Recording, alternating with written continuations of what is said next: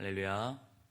오늘도 이 자리에 오신 여러분, 오늘도 이 말씀을 통해서 은혜 받게 되는 귀한 시간 되기를 간절히 소망합니다. 우리가 함께 읽어본 이사야 54장 1절에서 3절의 말씀은 사실 잘 이해가 되지 않는 말씀이라고 할 수 있습니다.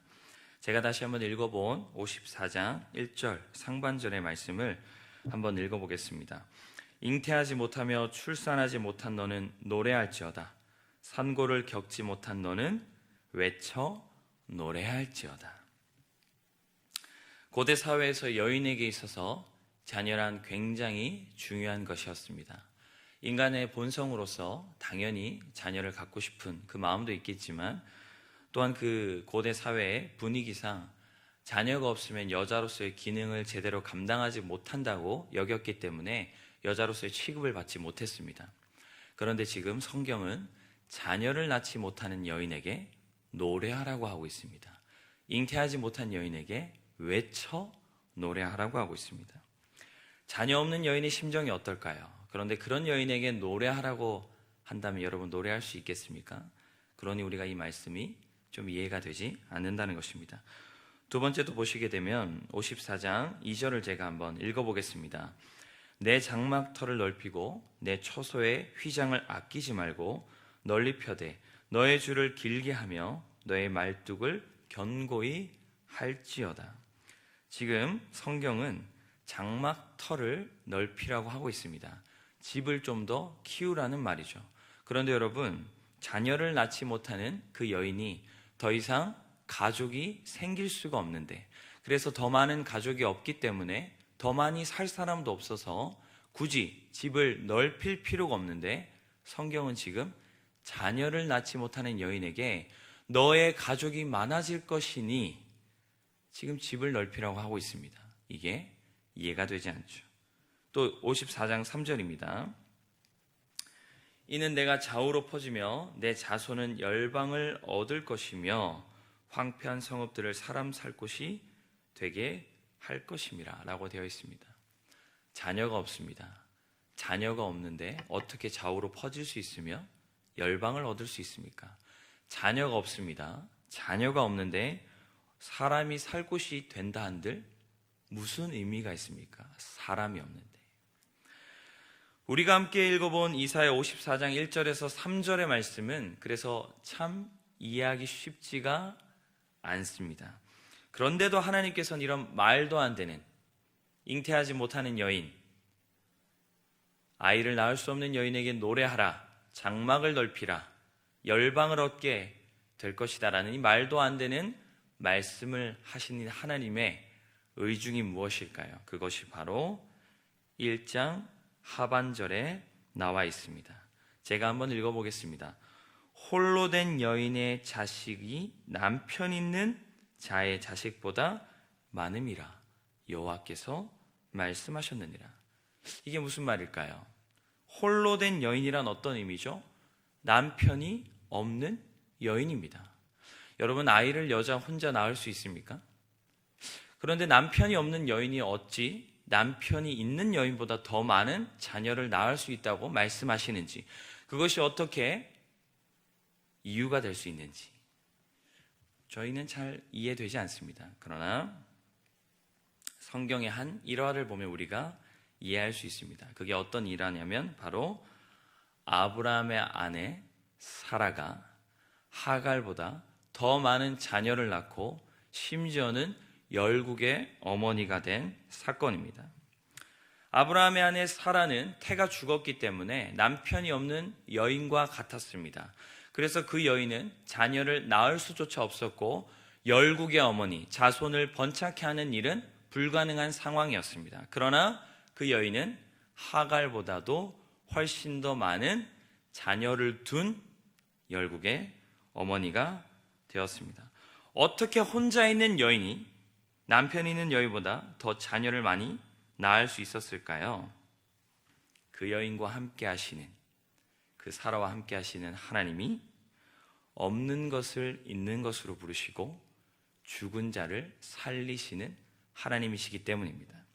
로마서 4장 17절을 제가 한번 읽어보겠습니다. 기록된 바 내가 너를 많은 민족의 조상으로 세웠다 하심과 같으니 그가 믿은 바 하나님은 죽은 자를 살리시며 없는 것을 있는 것으로 부르시는 하나님이시니라. 아멘. 이스라엘의 상황이 그런 상황입니다.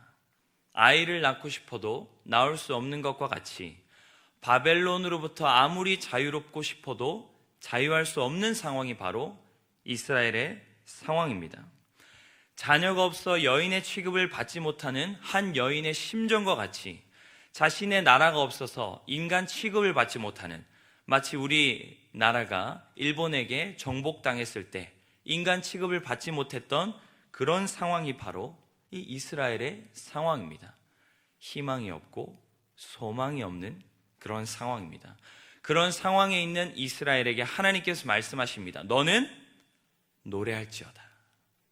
노래할지어다. 어떻게 그것이 가능하죠? 그들과 함께 하시는 그 하나님이 없는 것을 있는 것으로 부르시고 죽은 자를 살리시는 하나님이시기 때문에 그렇습니다. 오늘 우리는 코로나 시대를 살아가고 있습니다.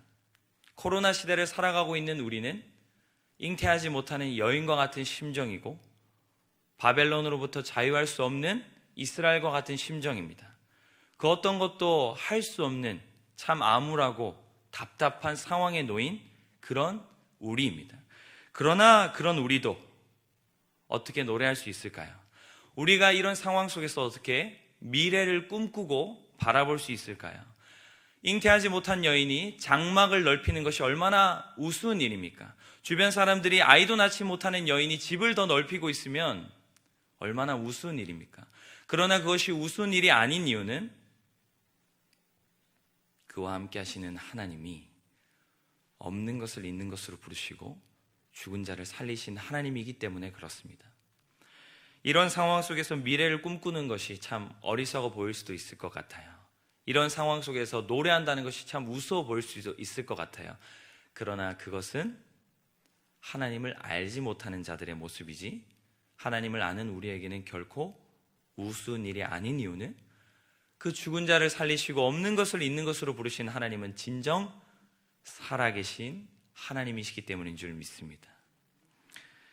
여러분, 태양이 뜨는 것을, 아침이 오는 것을 그 어떤 것도 막을 수 없습니다. 하나님이 하나님 되심을 세상의 그 어떤 것도 막을 수 없습니다. 하나님이 하시고자 하신 반드시 하실 것입니다. 이 어려운 상황과 환경 속에 있지만 하나님께서 그 죽은 자를 살리시고 없는 것을 있는 것으로 부르시는 그 하나님께서 이 코로나를 종식시키고자 하신다면 그렇게 하실 줄 믿습니다.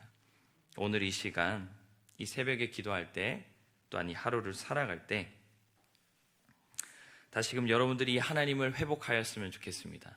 여러분들이 믿는 그 하나님이 어떤 하나님인지를 다시금 기억하셨으면 좋겠습니다. 그래서 어떠한 어려움과 힘든 일이 있다 할지라도 좌절, 절망, 포기하는 것이 아니라 그 상황 속에서도 노래하고 기뻐하고 내일을 기대하는 여러분들의 삶이 되시기를 간절히 소망합니다. 아멘. 우리 함께 기도하겠습니다.